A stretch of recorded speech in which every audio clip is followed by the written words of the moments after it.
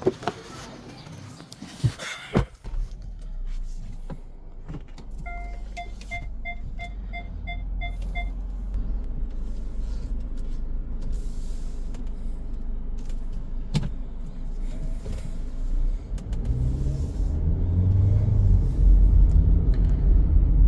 वालेकुम everybody, this is वजाहत मुनव्वर। आप सब लोग सोच रहे होंगे जी कि मैं किधर जा रहा हूँ। तो मैं जा रहा हूँ जी पेट्स जाम LOS स्टॉप पे अपने बर्ड्स के लिए 2025 सीज़न के ब्रीडिंग सप्लीमेंट्स लेने। और मेरी कोशिश होती है कि जी मैं उनको बेस्ट से बेस्ट चीज़ दूँ, और मेरे मुताबिक, मेरे एक्सपीरियंस के मुताबिक सबसे बेस्ट जो है वो वीटा फार्म के प्रोडक्ट्स हैं, वर्सेलागा के प्रोडक्ट्स हैं। तो उसके अलावा उसका कोई मुकाबला नहीं है, ना ही कोई लोकल मैन्युफैक्चर्ड यहाँ पाकिस्तान में कुछ अवेलेबल ऐसा है। जो मेरा तजर्बा है अल्हम्दुलिल्लाह 6-7 ईयर्स हो चुके हैं कॉन्स्टेंटली कमर्शियल लेवल पे ब्रीड करवाते हुए। तो मेरा जो तजर्बा कहता है वो इनका मुकाबला कोई नहीं है। तो लेट्स सी वहाँ चल के हमें क्या मिलता है क्या नहीं मिलता। तो उससे पहले जो है जी हमें कैश की ज़रूरत है, तो ATM से कैश ले लेते हैं, उसके बाद बाकी बातें करते हैं।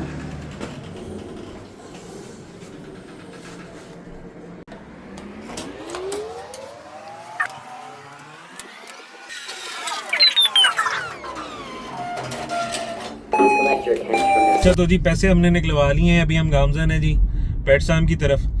लाहौर में मौसम जो है वो बड़ा खुशगवार हो चुका था कल परसों, लेकिन आज फिर धूप निकल आई है। और इस वक्त बाहर टेम्परेचर जो है, अगर मैं आपको दिखा सकूं, इट इज़ 38 टेम्परेचर जा रहा है। धूप आज काफ़ी तेज़ है, और धूप के साथ साथ फिर हब्स भी हो गया। तो हब्स के मौसम में कोशिश किया करें कि अपने बर्ड रूम को जो है वेल वेंटिलेटेड बनाएं, और जो AC अफोर्ड कर सकते हैं वो AC लगाएं, क्योंकि AC जो है वो हब्स को जो है वो ख़त्म करता है। अभी जैसे मेरा जो बर्ड रूम है वो रूफ टॉप के ऊपर है, तो मुझे एज सच मेरा और विंडोज़ जो है वो मैं आपको दिखा चुका हूँ वो काफ़ी दफ़ा अपनी वीडियोस में। विंडोज़ मेरे बर्ड रूम में काफ़ी हैं, और बहुत वेल वेंटिलेटेड जो है वो मेरा बर्ड रूम है। तो मुझे एज सच आजकल मैंने AC नहीं लगाया हुआ, मैंने जस्ट कूलर लगाया हुआ और कूलर का पानी बंद किया हुआ है। उसके बावजूद मेरा जो बेडरूम का टेम्परेचर है वो अल्हम्दुलिल्लाह बड़ा मेंटेन्ड है, अराउंड 30-32, मैक्सिमम भी अगर चला जाए तो 34 तक चला जाए। और ह्यूमिडिटी जो है वो अराउंड 50-55 है, जो कि बड़ा एक बैलेंस्ड जो है वो टेम्परेचर और ह्यूमिडिटी है। और लेकिन अगर इससे ज़्यादा तजावुज़ कर गया, ह्यूमिडिटी लाइक 70-80 तक चलेगी, तो फिर AC का सहारा लेना पड़ेगा। तो जिनका, अगर मैं रिकमेंड करूंगा कि अगर ह्यूमिडिटी कंट्रोल नहीं ना हो रही, तो उसका एक ही हल है, चाहे आपने वेंटिलेशन भी कर ली हो, चाहे आपने उसको एग्जॉस्ट फैंस भी लगा ली हो। ह्यूमिडिटी अगर कंट्रोल नहीं ना हो रही तो भाईजान आपको AC लगाना पड़ेगा। क्यों अक्सर ऐसा जो है चैलेंज तब आता है जब ह्यूमिडिटी कंट्रोल ना हो रही हो, जब वहाँ पे वेंटिलेशन इतनी ज़्यादा हो ना सके, और एग्जॉस्ट फैंस भी लग जाए, फिर भी वेंटिलेशन को फ्रेश एयर का जो है वो इनलेट जो है वो कम से कम हो, तो फिर वहाँ पे AC लगा के जो है ह्यूमिडिटी कंट्रोल होती है, उसके बगैर नहीं होती। क्योंकि मैं ये सारा कुछ फेस कर चुका हूँ पहले, क्योंकि मेरा बेडरूम जो था वो पहले ग्राउंड फ्लोर पे था और वो काफ़ी बंद था, और वहाँ पे वेंटिलेशन नहीं थी किसी भी तरह की, और एग्जॉस्ट फैन भी काम नहीं करता था, वहाँ पे कुछ भी काम नहीं करता था। अल्टीमेटली AC जो है उसने जो है वो काम किया था। तो अपने बर्ड्स को बेस्ट एनवायरनमेंट प्रोवाइड करना और बेस्ट उनकी जो है डाइट रखना, ये हम सब का फ़र्ज़ है। और बर्ड्स का मैं समझता हूँ कि उनका ये राइट बनता है हमारे ऊपर कि हम उनको जो है वो सारी चीज़ें प्रोवाइड करें जो उनके लिए एसेंशियल हैं, उनके लाइफ के लिए, उनके हेल्थ के लिए।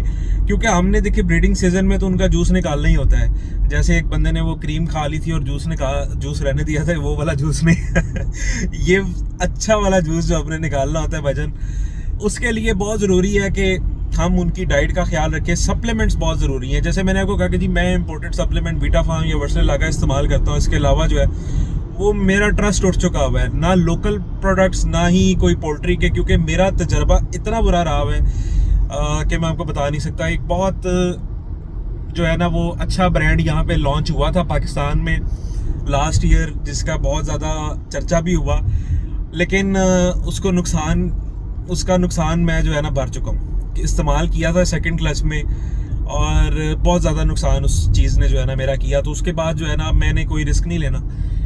सिर्फ इम्पोर्टेड प्रोडक्ट्स, ठीक है, जब तक कोई ऐसे कोई ऑथेंटिक प्रोडक्ट यहाँ पाकिस्तान में मैन्युफैक्चर नहीं होने लग जाते, जो कि मुझे नहीं लगता कि जिनके पीछे कोई रिसर्च हो, कोई स्टडी हो, जिनके पीछे कोई एक ऑथेंटिक सोर्स हो कि यार ये प्रोडक्ट जो है और प्रॉपर स्टडी हो उसके ऊपर, तो ये प्रोडक्ट जो है वो फ़ायदा देगा, तब तक जो है वो मेरा नहीं ख्याल कि कोई प्रोडक्ट जो है वो मैं ऐसा कोई यूज़ करूँगा दोबारा। जो वीटा फार्म कंपनी है वर्सल है, इसके अलावा और भी हैं, नेक्टॉन है और शायद मैं किसी के नाम भूल जाऊँ, एवी फॉर्म है, एवी फॉर्म मैंने यूज़ किया, बड़ा ज़बरदस्त प्रोडक्ट है। तो मेरी कोशिश होती है कि हर साल जो है ना वो प्रोडक्ट्स को चेंज किया जाए ताकि हर प्रोडक्ट को आप जो है वो टेस्ट कर सकें। तो इनके पीछे यार लोग बैठे हुए हैं, बड़ी बड़ी लैब्स हैं इनकी और बड़ी बड़ी टेस्टिंग है इनकी और सालों की स्टडीज़ हैं, और फिर जाके इन्होंने ये प्रोडक्ट्स लॉन्च किए हैं और फिर बनाए हैं। हर प्रोडक्ट का एक अलग जो है वो फंक्शन है। तो अगर छोटी सी एक एग्जांपल दूं, जैसे मैंने आपको बताया कि जी एक लोकल प्रोडक्ट यूज़ किया सेकंड क्लच में मैंने 2024 के सीज़न में, मेरे पास फीमेल्स को आज तक एग बाइंडिंग नहीं हुई, और मुझे जो कहता होता था कि जी एग बाइंडिंग हो गई है मेरे फीमेल को, तो मैं उसकी बात को कहता था कि यार आपको वहम हो गया, ये सिर्फ वेंट बनी हुई है एग ले करने वाली फीमेल, आप इसको तंग ना करें, क्योंकि मेरे पास आज तक एग बाइंडिंग हुई ही नहीं थी पिछले 6-7 साल में। तो इस दफ़ा हुआ ये कि सेकंड क्लच में मेरे पास एग बाइंडिंग हुई, इतनी शदीद हुई, और इकट्ठी तकरीबन को 4-5 फीमेल्स को हुई, और उसमें से सिर्फ 3 फीमेल्स को मैं बचा सका और 2 फीमेल्स जो है वो अल्लाह को प्यारी भी हो गई। तो उसके बाद जो है फ़ौरन जो है ना मैंने उसका हल निकालना था, और उसका हल निकालने के लिए मैंने यूज़ किया वीटा फार्म का कैल्सीवेट। जब वीटा फार्म की कैल्सीवेट मैंने उनको पानी में दिया, एक तो सारे बर्ड्स को जो मेरे बर्ड्स ब्रीड कर रहे थे, ब्रीडिंग बॉक्सेस जिनको लगे हुए थे, उन सबको पानी में दिया डेली, और उसके बाद एक फीमेल ऐसी थी जिसकी एग बाइंडिंग बिल्कुल ऑलमोस्ट हो ही गई थी और वो डाउन होना शुरू हो गई थी। मैंने उसको डायरेक्ट डोज दी वीटा फार्म के कैल्सीवेट की, और डायरेक्ट डोज में मैंने हार्डली मेरा ख्याल है उसको 3 से 4 कतरे दिए होंगे उसको क्रॉप में। वो फीमेल अपने पैरों पे खड़ी हो गई, उसके बाद उसने उसी दिन एग भी ले कर दिया, और उसके बाद उसका साइकिल भी बेहतरीन रहा। तो ये एक्सपीरियंसेस हैं जो कि मैंने लोकल प्रोडक्ट में फेस किए हैं और इम्पोर्टेड में, कि इम्पोर्टेड जो प्रोडक्ट है ऑस्ट्रेलियन कंपनी है वीटा फार्म, ठीक है, मैं कोई उसका कोई ब्रांड एम्बेसडर नहीं हूँ, लेकिन एक जब चीज़ हमारे लिए फ़ायदेमंद होगी तो मैं उसकी बात ज़रूर करूँगा। तो वो भाईजान उसने जो है ना बड़ा ही बेहतरीन मेरा रिज़ल्ट मुझे दिया, और उसके बाद उसने बहुत ही ज़बरदस्त जो है ना उसके बाद वहाँ से मेरा ब्रीडिंग सीज़न जो है वो दोबारा बेहतर हुआ। और उसके अलावा जो मैं यूज़ कर रहा था विटामिन में वीटा फार्म का Solivit D, not the breeder, first clutch में मेरे पास था और वो सेकंड क्लच में ख़त्म हो गया था, इस वजह से मुझे चेंज करना पड़ा सारा कुछ। जब फर्स्ट क्लच में मेरे पास था तो अल्हम्दुलिल्लाह मेरे पास रेड आई का सर्वाइवल इतना ज़्यादा था कि मैं जो डब्बा खोलता था 4-4, 5-5 रेड आई के बच्चे होते थे, चाहे इनो हो, पेल फेलो हो, इवन के डन फेलो भी। तो डन फेलो मेरे पास पेयर्स कम है तो वो इतने ज़्यादा नहीं थे, तो लेकिन इनोज और पेल फेलोज अल्हम्दुलिल्लाह बहुत अच्छा सर्वाइवल था सॉलिविट डी का। तो अभी लेट्स सी, देखते हैं वहाँ चल के, फिर देखते हैं कि जी क्या लेते हैं इस दफ़ा और क्या नहीं लेते। तो वहाँ जाके मैं आपको प्रोडक्ट्स भी दिखाता हूँ और जो मैंने लिया वो भी आपको दिखाऊंगा।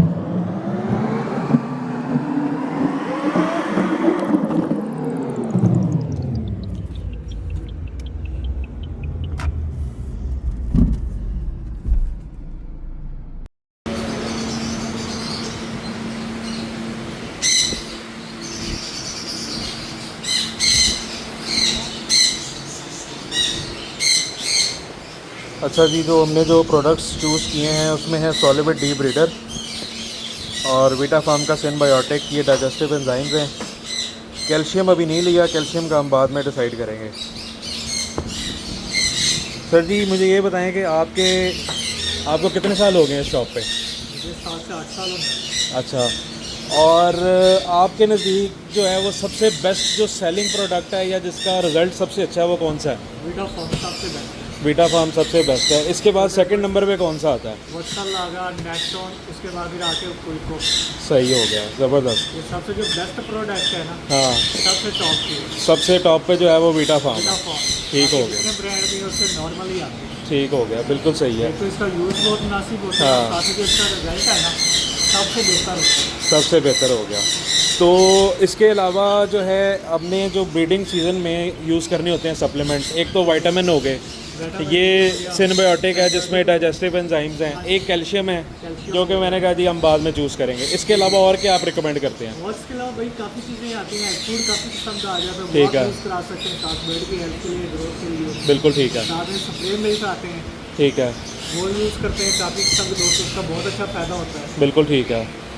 صحیح اس کے ہے. علاوہ مزید کافی قسم کی چیزیں آتی ہیں. تو جیسے ہم لو برڈز میں ریڈ آئی وغیرہ بریڈ کرواتے ہیں کافی، اس کے سروائیول کے لیے کہتے ہیں جی کہ الیکٹرولائٹ وغیرہ جو اسپارک ہے وہ دینا بڑا ضروری ہے، اس کے بارے میں کیا کہتے ہیں؟ انرجی بوسٹر ہوتا ہے، برڈ کو زیادہ تر ہوتا ہے ریکور کرنے کے لیے، ٹھیک ہے. انرجی دینے کے لیے. ٹھیک ہے. ایک تو یہ سینبیوٹک ہمارے لیے اسے سرائیو کرنے میں بہتر ہے، اور ایک یہ وائٹامن آتا ہے وائٹامن اے.